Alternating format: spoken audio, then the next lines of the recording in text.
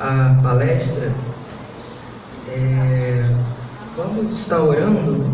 Depois a gente vai cantar um cântico para a gente começar. Vamos orar. Senhor Deus e Pai, obrigado por poder falar contigo mais uma vez.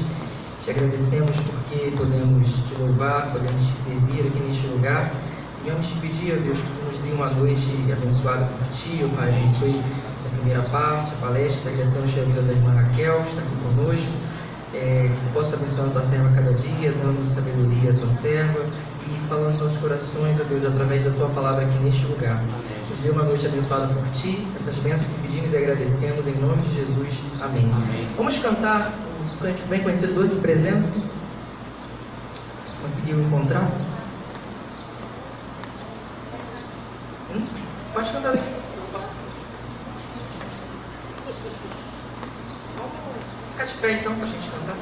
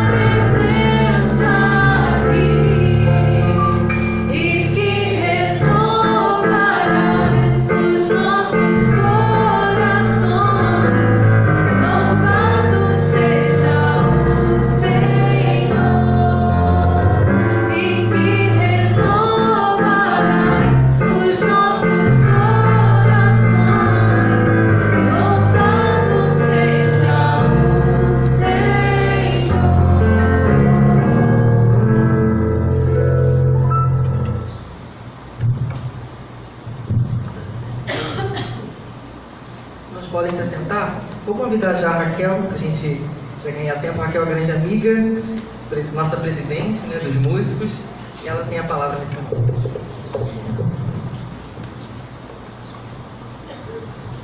Essa é a paz da parte do Senhor Jesus, amém? Amém. Que bom a gente estar reunido nessa tarde aqui na casa de Deus. Hoje é um dia especial, é dia do ministro de música. Parabéns, Anderson. é um dia que a gente comemora o Dia do Ministro de Música Batista. Então, todas as igrejas do Brasil hoje comemorando com os seus ministros de música esse dia tão especial. E nessa semana, na terça-feira, é o Dia do Músico. Então, você que é músico, que é cantor, que é instrumentista, até aqueles que às vezes se escondem, né? Porque tem gente que fala assim, não sou músico não. Mas se eu perguntar o chuveiro da sua casa, ele tem muito a dizer a seu respeito, né? Às vezes a gente canta lá no chuveiro e é o momento que você canta e se larga mesmo, é o momento que você é músico. Mas é muito importante a gente estar juntos, celebrando e agradecendo a Deus, porque se não fosse Deus na nossa vida, a gente não teria razão para cantar, razão para tocar, para reger. Ele tem sido a razão do nosso cantar. Então que continue sendo assim, para que Ele mesmo seja glorificado. Quero agradecer a Anderson o convite da gente estar aqui. E Anderson, quando me chamou para fazer essa palestra nesse momento, ele me deu um tema. Ele falou, olha, o tema é a importância do Ministério de Música, Raquel. Eu queria que você falasse sobre isso. E eu fiquei pensando muito sobre o que falar com relação a esse tema da importância do Ministério de Música, porque o Ministério de Música é algo que engloba várias funções dentro da igreja e fora também, porque o Ministério de Música é um ministério de serviço através da música. Então eu fiquei pensando, eu podia falar sobre a questão do ensino. Talvez em vocês tenham um ministro de música com excelência nesse ramo e muito influente, não apenas aqui dentro da igreja, mas reconhecido em todo o campo do Rio de Janeiro, pessoa que faz diferença na área do ensino e no estímulo de novos músicos. E aí a gente poderia falar na questão das vozes, dos coros que são desenvolvidos, dos trabalhos da música coral, na questão dos instrumentos, e eu falei, Anderson deve falar disso lá na igreja. Então, não vou falar sobre isso. Fiquei pensando, já sei, vou falar sobre o Ministério de Música, a questão da importância do ensino da palavra, e falei, não vou falar sobre isso, porque com certeza Anderson deve chamar o pessoal lá e falar, gente, a gente precisa estudar mais a Bíblia junto com o músico. E fiquei pensando, Senhor, a importância do Ministério de Música é a gente entender a importância de receber do ministério da parte do Senhor, em qualquer área que for, mas principalmente na área da música, para servir. E tem um texto que eu gosto muito, que é o texto de Crônicas, e aí eu vou convidar você a abrir sua Bíblia, no livro de 2 Crônicas, capítulo 29, e nós vamos ler do versículo 1 ao versículo 11. 2 Crônicas 29, de 1 a 11. E a Bíblia tem sido a fonte da gente entender a razão, a importância de tudo aquilo que fazemos e de conhecermos melhor o Senhor. 2 Crônicas 29, de 1 a 11, diz assim a palavra de Deus. Vai estar sendo projetado também lá no Data Dance, para quem não trouxe. Tinha Ezequias 25 anos de idade quando começou a reinar e reinou 29 anos em Jerusalém. E era o nome da sua mãe, Abia, filha de Zacarias. E fez o que era reto aos olhos do Senhor, conforme a tudo quanto fizera Davi seu pai. Ele, no primeiro ano do seu reinado, no primeiro mês, abriu as portas da casa do Senhor e as reparou. E trouxe os sacerdotes e os levitas, e ajuntou-os na praça oriental e lhes disse, ouvi-me, ó levitas, santificai-vos agora e santificai a casa do Senhor Deus de vossos pais, e tirai do santuário a imundícia, porque nossos pais transgrediram e fizeram o que era mal aos olhos do Senhor nosso Deus, e o deixaram, e desviaram os seus rostos do tabernáculo do Senhor, e lhe deram as costas. Também fecharam as portas do alpendre e apagaram as lâmpadas, e não queimaram incenso, nem ofereceram holocaustos no santuário ao Deus de Israel.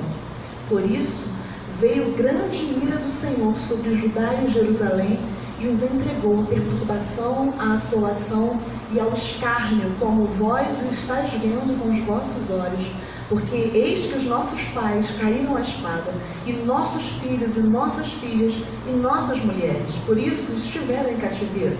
Agora me tem vindo ao coração que façamos uma aliança com o Senhor Deus de Israel, para que se desvie de nós o ardor da sua ira. Agora, filhos meus, não sejais negligentes, pois o Senhor vos tem escolhido para estardes diante dele, para o servirdes e para serdes seus ministros e queimadores de incenso. Vamos orar mais uma vez? Deus querido, Pai de amor, nós agradecemos ao Senhor pelo privilégio de podermos estudar a Tua Palavra livremente no nosso país. Nós agradecemos ao Senhor porque podemos cantar louvores ao Teu nome, porque podemos orar ao Senhor, e a gente agradece ao Senhor por isso, porque sabemos que muitos irmãos nossos em outros lugares do mundo têm passado muita dificuldade para ter este momento contigo. Tem misericórdia, Senhor Deus, e visita a cada um com essa Tua bondade e graça que também nos alcança. Agora, quando vamos estudar sobre esse texto, que Teu Espírito Santo esteja à vontade no nosso meio, para completar nos nossos corações aquilo que o Senhor deseja falar conosco. Em nome de Jesus oramos. Amém. Nós percebemos que nesse momento da história do povo, quem estava assumindo agora o reinado era Ezequias. E quem vem antes de Ezequias foi Acais. E a Bíblia conta que na história do povo de Israel, nós tivemos muitos juízes e tivemos reis também. Pessoas que agiam, às vezes agradando o coração de Deus, mas outras vezes agindo totalmente distante daquilo que Deus desejava que eles realizassem. E no reinado de Acais foi um rei que se afastou totalmente daquilo que Deus desejava para o seu povo, a ponto dos ministros, dos sacerdotes, dos levitas da época. E quem eram os levitas? Eram as pessoas responsáveis pelo serviço no templo. Era uma tribo, pessoas de uma mesma linhagem, que realizavam todo tipo de trabalho no templo, desde da recepção, a limpeza do templo, a programação, os ensaios, as apresentações da programação, a condução e a conclamação do povo para que estivessem diante de Deus, a forma como estariam queimando sacrifícios diante do Senhor. Os levitas, eles eram responsáveis por trazer todas as pessoas diante de Deus. E quando esse texto é um texto que sempre fala ao meu coração, porque a gente, apesar de ver que no reinado de Acais tudo estava andando da pior forma possível, quando Ezequias assume o reinado, ele diz: olha, povo, a gente precisa mudar isso, porque isso tudo está acontecendo porque os nossos pais decidiram fechar as portas do templo, porque eles decidiram não fazer conforme eles sabiam que podiam, que deviam fazer e que deviam realizar.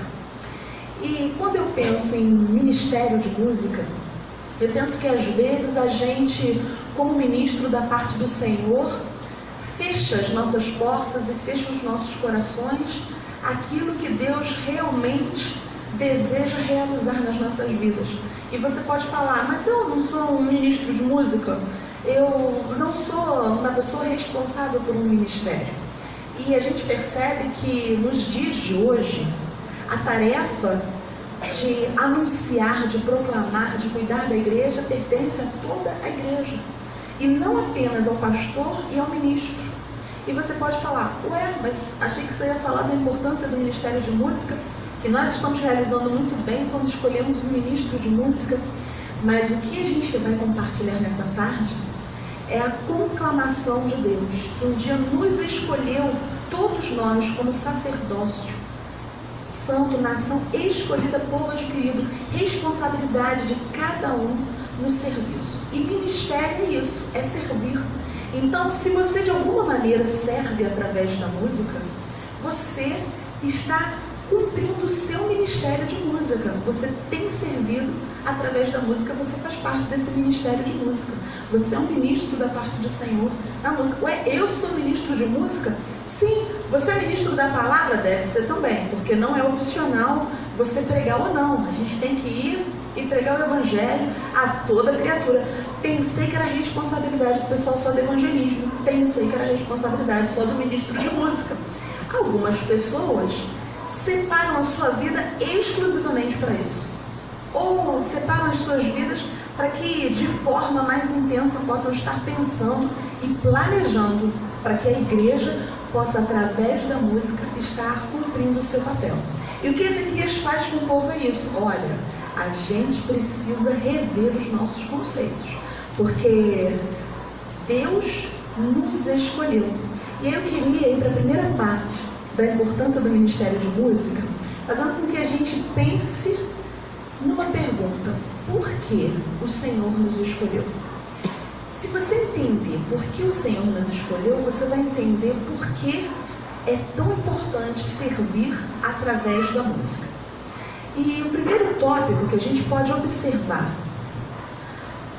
no versículo 11, que nós podemos perceber, ele diz: filhos meus, não sejais negligentes, pois o Senhor vos escolheu.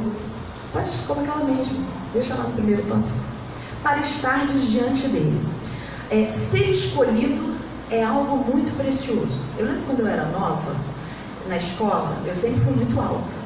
Então, quando tinha algum jogo, todo mundo me escolhia para alguma coisa. Então, as pessoas falavam assim: vamos fazer um jogo de basquete. O pessoal chama a Raquel, porque ela é grande, deve jogar bem pra caramba. Vamos chamar. Jogo de vôlei, chama a Raquel.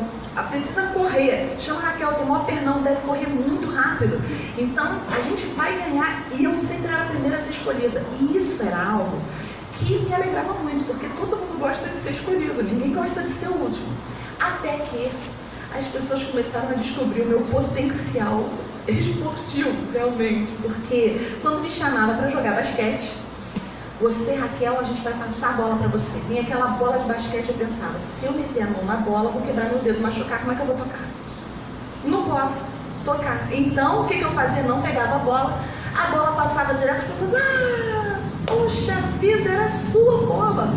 Gente, eu vou machucar minha mão se eu pegar a bola, e eu tenho que tocar. Na época eu fazia violino, eu falei: não, tem que tocar, não posso isso. Imagina, se eu quebro meu dedo, de jeito nenhum. Então, no vôlei, você é grande, você fica na rede. Quando alguém vier para estar cortado, você dá um bloco. Vinha aquele pessoal subir com uma vontade, eu falei: ih, minha mão. Se eu colocar a mão na frente da bola, vou machucar minha mão. Não posso machucar minha mão. Você sabe quando isso acontecer, ninguém me chamava mais pra nada. Então a gente vai fazer agora um jogo aqui. Pode ser jogo do que for, com bola. Vamos escolher quem? E quem ia ficando pro final? Quem ia ficando pro final? Eu ia ficando. E como é ruim você ser o último a ser escolhido em alguma coisa. Parece que sobrou. Ninguém mais quer ninguém. Então falar assim: tá bom, então a Raquel fica com o time de vocês aí. Então é desse jeito que a gente vai brincando. E como dá uma sensação de frustração. Quando a gente lê no início do versículo que o Senhor nos escolheu, a gente fica até meio metido e fala assim: eu fui escolhido da parte de Deus. Só que algumas pessoas esquecem quem foi que escolheu. E aí é importante saber diante de quem que você está. E Ezequias fala para o povo: olha, o Senhor vos escolheu para estardes diante dele. Mas quem é ele? Conta uma certa história que 4 cegos decidiram e foram colocados diante de um elefante para descrever aquele animal. E um cego foi colocado na direção da pata e abraçou a pata e falou: este é um animal muito grande. Ele é cilíndrico, tem algumas rugas, é forte. É um animal bem forte, difícil de ser movido. Já o outro foi colocado na direção da orelha. Que animal maleável, ele é bem sensível. Olha, a textura, tem que ter muito cuidado com ele, que apesar de ser grande, ele pode ser facilmente atacado e pode ser machucado. Outro foi colocado lá para apalpar o rabo do elefante e falou: é um animal bem pequeno, ele é fino e tem aqui um pelo e ele é pequeno demais, é fácil de ser conduzido. Outro animal foi colocado na direção da tromba e falou: olha, parece ser um animal bem grande, mas é frágil, porque parece que o mesmo lugar que respira serve para outra coisa, mas nenhum deles tinha a noção do que era o animal.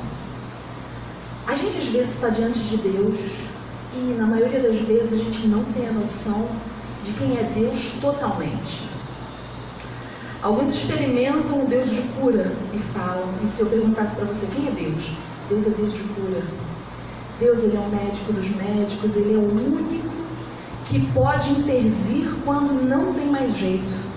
Talvez outro dissesse: Deus é Deus que peleja as minhas guerras. Quando todos dizem: não tem mais jeito nessa batalha que você está enfrentando, você sabe e conhece o Deus de guerra. E você poderia dizer, Ele é Deus de guerra. Outra pessoa poderia dizer, quem é Deus para você? Não, Deus é Deus de paz. Deus, Ele é aquele que fornece uma paz que excede todo entendimento, que guarda a mente, que guarda o coração em Cristo Jesus. Independente de circunstância, Ele fornece paz. E saber quem é Deus é entender diante de quem estamos. É um Deus que é onisciente e que a Bíblia diz que antes que haja palavra na nossa boca, Ele sabe o que a gente está pensando. É um Deus que, além de conhecer todas as coisas, é o único que pode realizar infinitamente mais do que pedimos ou do que pensamos. E qual deve ser o nosso objetivo, então, no nosso ministério?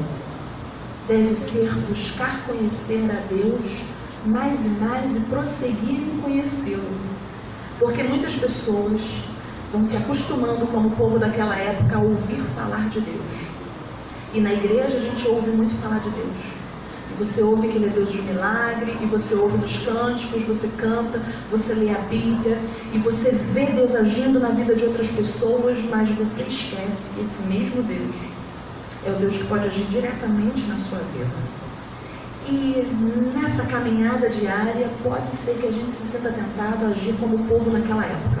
Se afastar de Deus, simplesmente porque a gente já acostumou tanto com essa presença e manifestação diária de Deus, que o nosso coração se fecha.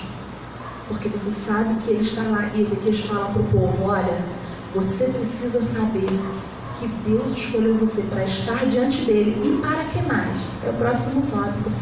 Para servi-lo, a fim de o servirdes.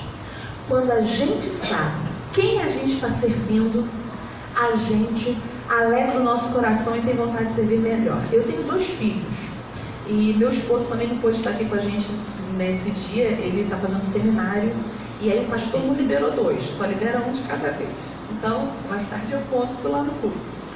E o meu filhinho mais novo chegou em casa, o outro já está entrando na fase da adolescência. E o mais novo chegou e falou assim, mãe, eu estou muito feliz essa semana toda. Sabe quem foi que ajudou a tia a guardar todas as coisas? Que levou tudo? Eu. Que a tia falou que eu foi que eu me comportei melhor na sala. Eu falei, que bom, João Pedro. O que você guardou? Ah, tudo. Ela pegou aquele monte de livro, pegou o apagador, pegou assim, ela me entregou e falou, João Pedro, você vai levar lá. Eu que ajudei ela a guardar tudo, eu que fiz isso tudo. E aí o meu filho mais velho falou assim, poxa, que privilégio, hein? Pra ele.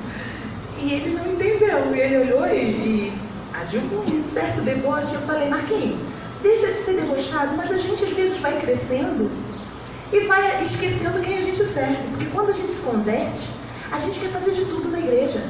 E logo que a gente se converte, o pastor fala, vai ter evangelismo na rua, estou no evangelismo, vai ter visita na casa do irmão, estou na casa do irmão. O coro vai cantar, não sei qual é a música não, mas vou cantar também, irmão. Estamos lá para servir na obra do Senhor. Vai precisar, que precisa de alguém ali na cantina para estar ajudando agora, que o pessoal não veio. Estou lá. E a gente quer fazer aquilo tudo. E de repente na caminhada a gente vai esquecendo quem a gente serve, o privilégio que a gente tem de servir a Deus. E de vez em quando a gente fala assim, olha pro irmão, eu que fiz tudo hoje na igreja, um monte de coisa. Eu cheguei cedo, ajudei os carros todos a estacionarem, abri o portão lá na frente. Depois eu fui lá atrás, ajudei na cantina, deixei o lanche todo pronto, voltei lá dentro, liguei ar-condicionado, liguei data show, falei pra menina que tinha que ficar ali. Depois eu voltei lá fora e recebi.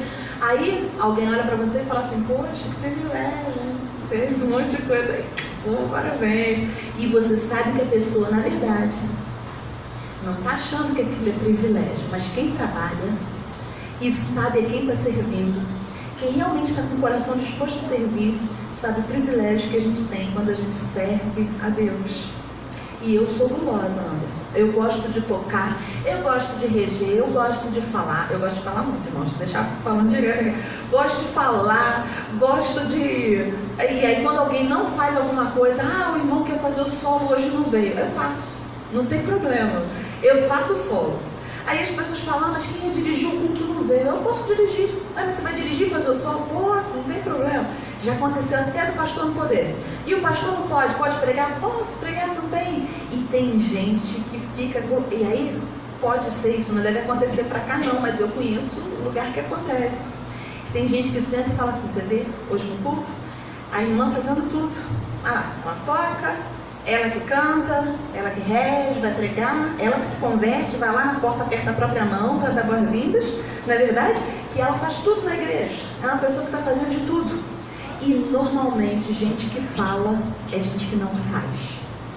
Porque esqueceu o que é o privilégio de ter sido chamado pelo próprio Deus para servi-lo através da música, fazendo o que for.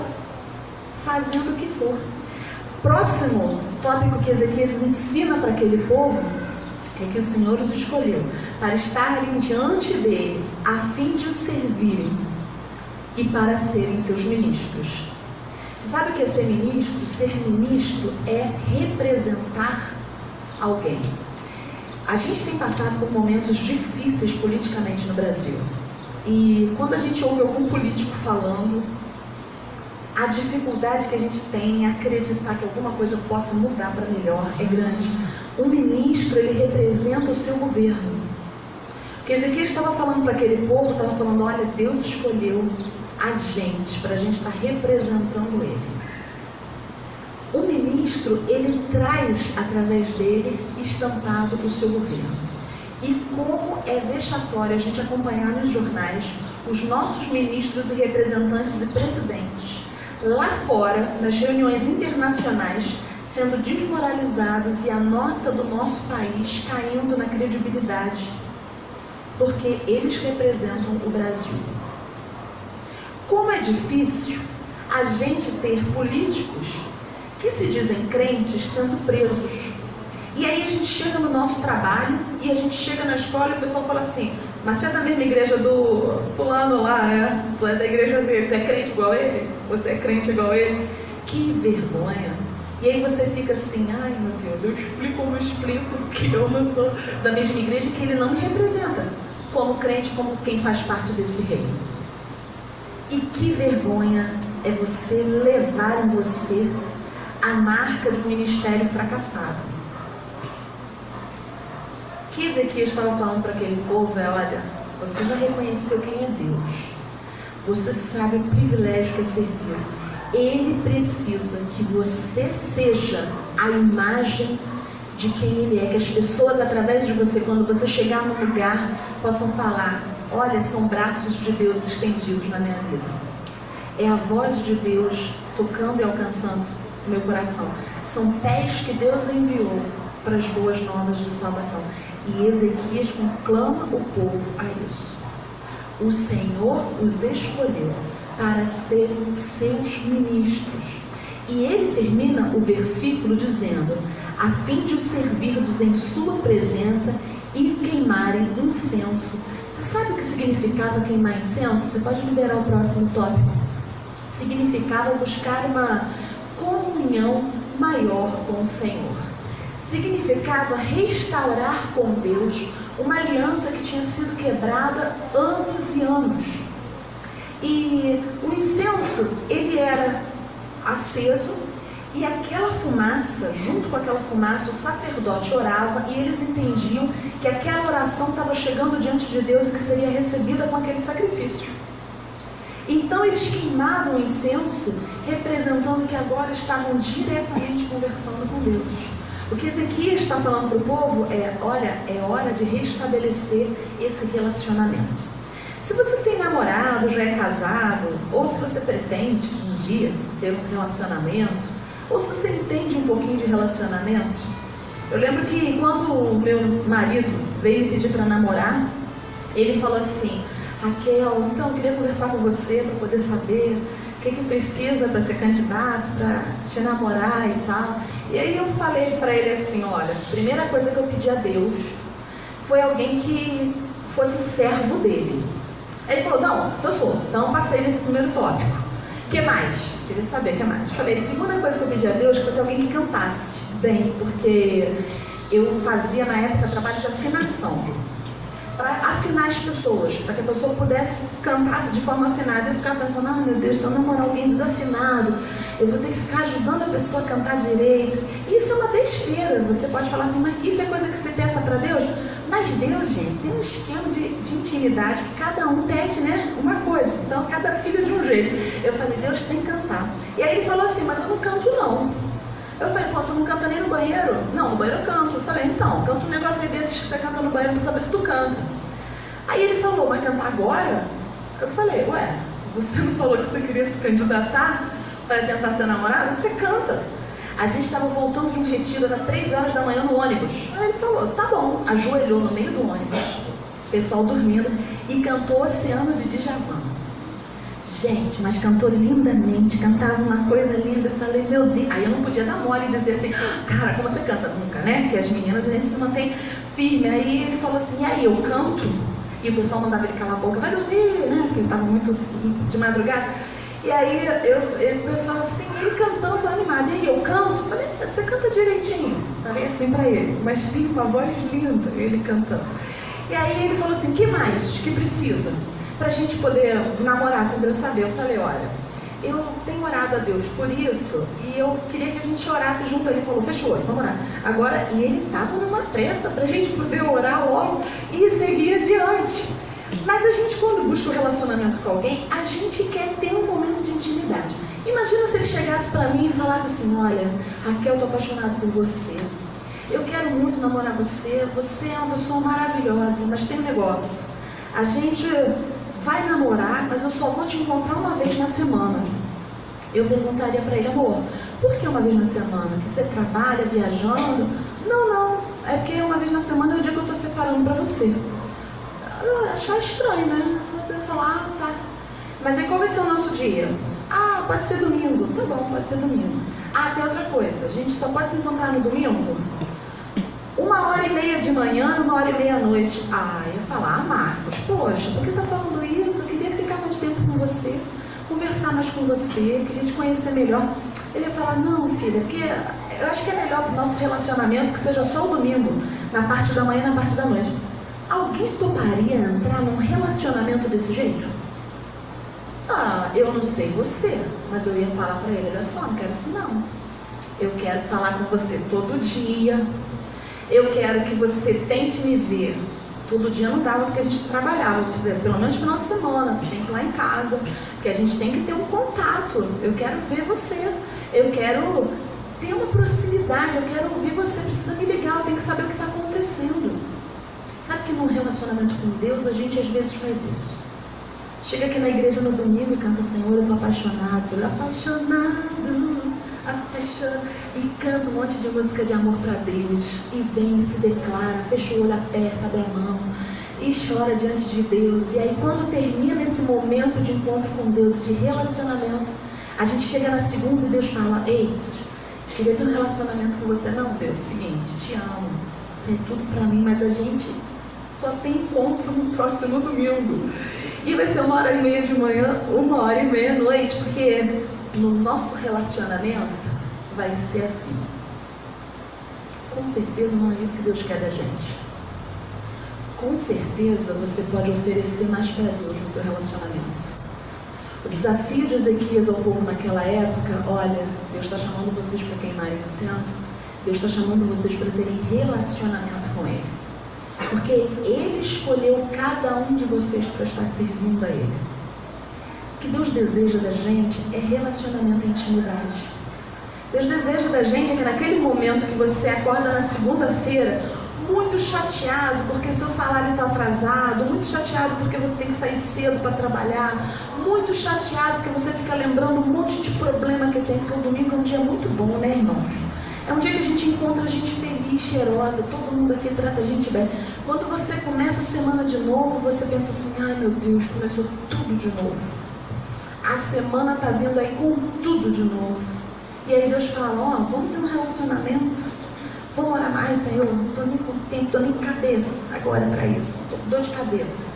Não é? E a gente não quer orar. Ou então a gente ora e fala assim, tá bom, Deus, está abençoando todas as coisas, mas não quer muito assunto não.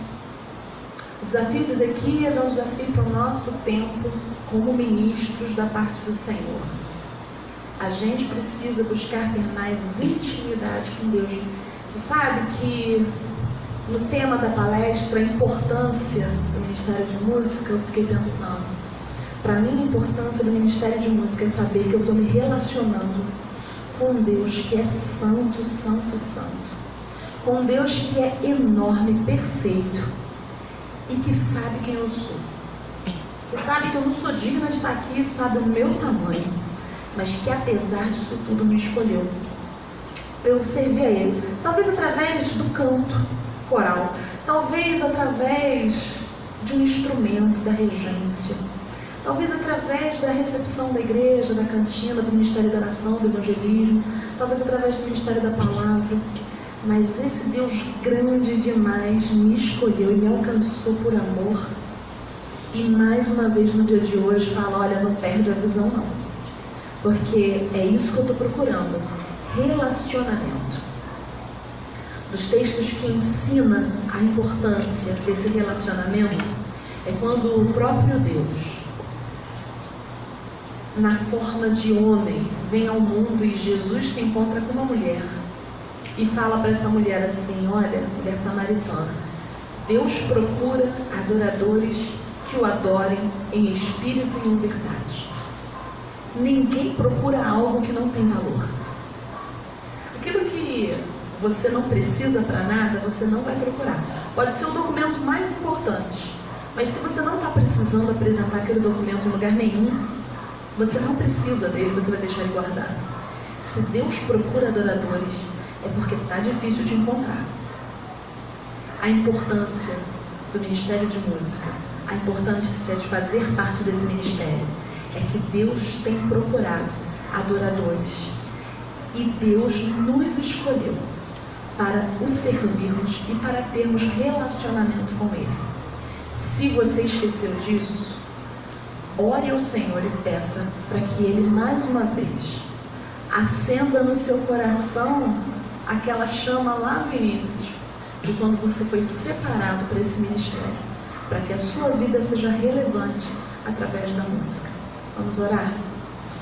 Deus querido e Pai de amor, nós agradecemos ao Senhor, porque o Senhor nos escolheu para que possamos dar fruto, e para que o fruto que é o teu fruto que vem do teu Espírito possa ser germinado e através do teu Espírito também crescer e crescer, e para que o teu Evangelho seja conhecido. Evangelho de libertação, de restauração, Evangelho de justificação através de Cristo Jesus. Ó Senhor, muito obrigada, porque um dia a Tua palavra nos alcançou. E se hoje nós estamos aqui para servirmos ao Senhor através da música, é porque o Senhor nos amou primeiro.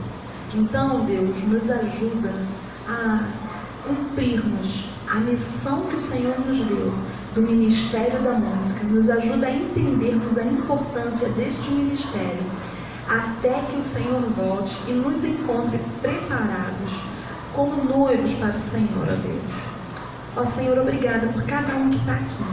Obrigada, Deus, porque é o Teu amor que nos atrai, que a gente não perca a visão nunca, nunca em Te servir, e que sempre seja o Senhor a razão do nosso cantar. Em nome de Jesus oramos. Amém.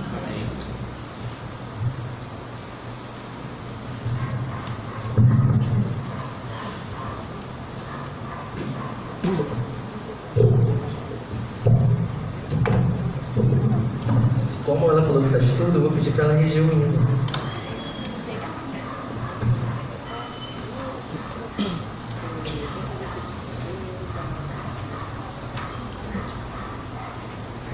A gente vai então cantar o 478 do HCC, Tua Voz Escuta Convocar.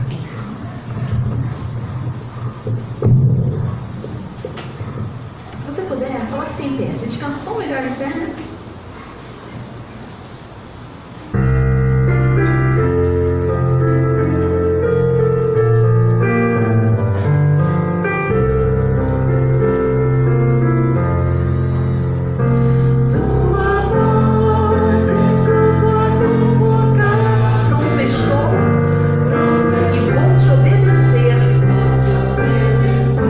Nesta senda, vou seguir teus passos.